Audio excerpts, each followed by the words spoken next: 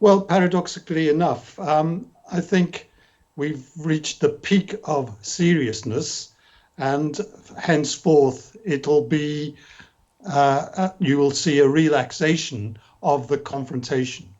Um, you said that this has been perfectly calibrated. Well, who has been doing the calibration? It's the Americans, the Iranians, and the Israelis.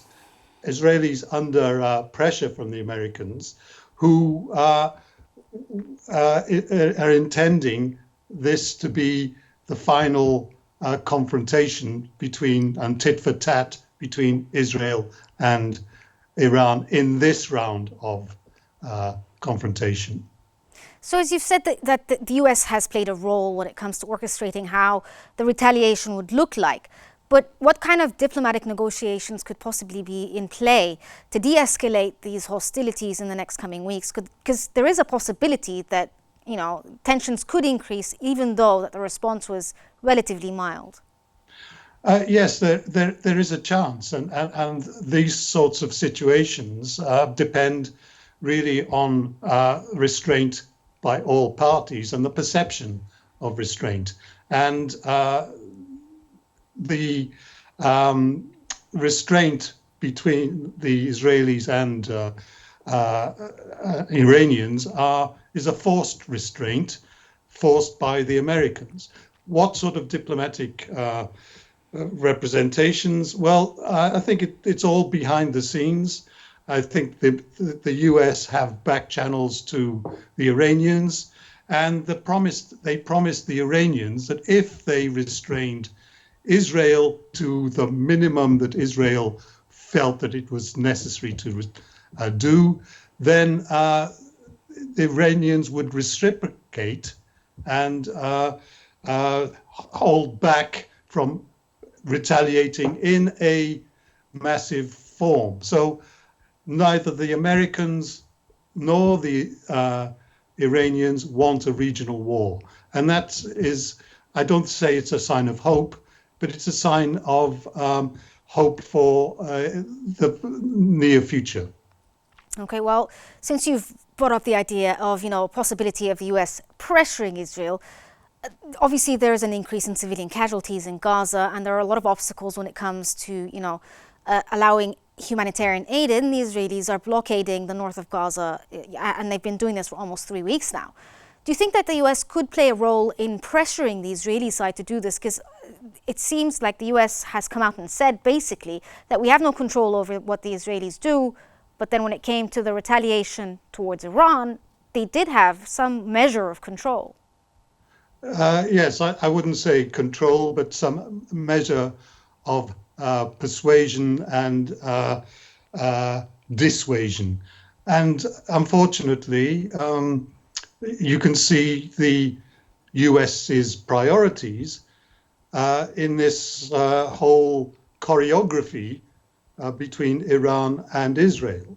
The US wants absolutely to prevent a regional war between Iran and Israel. So it uses its power to the maximum.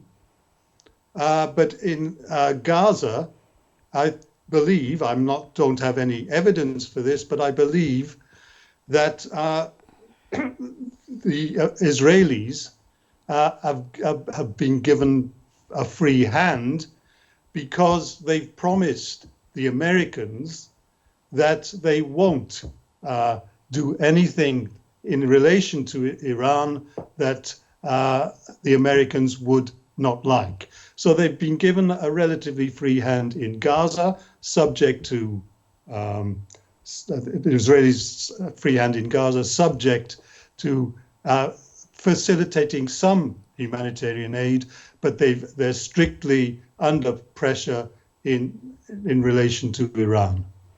But I understand that this is like what the Americans are trying to say to the international media in general, that we're trying to get as much humanitarian aid in and pressuring the Israeli side to sort of allow humanitarian aid in. But in reality, hospitals in the north of Gaza have been rendered completely obsolete, and they're not working or functioning, and there's no aid at all entering into the north of Gaza. Do you think that the US could somehow take more action towards pressuring the Israelis to allow humanitarian aid? They could, and I think the Biden administration wants to do that, and possibly in return for this restraint against Iran, then you will see in the next week or so some sort of easing off of the blockade in terms of humanitarian aid. But that's pure speculation. The US doesn't want to exert its full power in relation to Gaza, where it wanted to assert its full power in relation to Iran. Sir, can we go back to the idea of, the US and the EU trying to de-escalate the situation generally in the Middle East and, trying to say that they're trying to reach a ceasefire? Do you think that this is something that could happen within the near future, or is it something that, it's just a media statement since, the US has basically told the Israelis you have 30 days to settle everything in the north of Gaza, and then we'll see. 30 days is not really a way to get a ceasefire.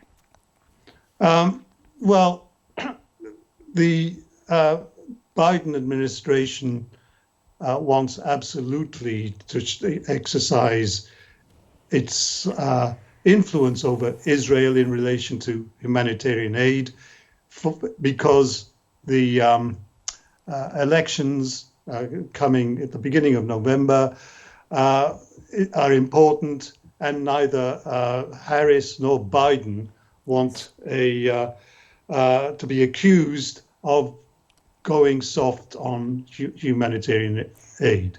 And as I said, the Israelis owe the Americans something in terms of concession, and you will see possibly, and I hope, the humanitarian aid situation easing, but amass, and unfortunately, they're causing disproportionate humanitarian damage. Which kind of brings me to the next idea here, sir. With recent regional destabilization, how might these conflicts affect the long-term geopolitical landscape for the Middle East in general?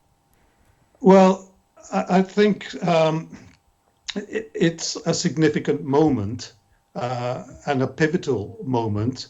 Not that you will see a rapid development in the Middle East in terms of realignments, but these events, I believe, will persuade the Arab countries, particularly Saudi Arabia, to hedge their bets in terms of China and in terms even of Iran. I think the absolute power and influence that the US has in this situation, which it has not exercised in relation to Gaza,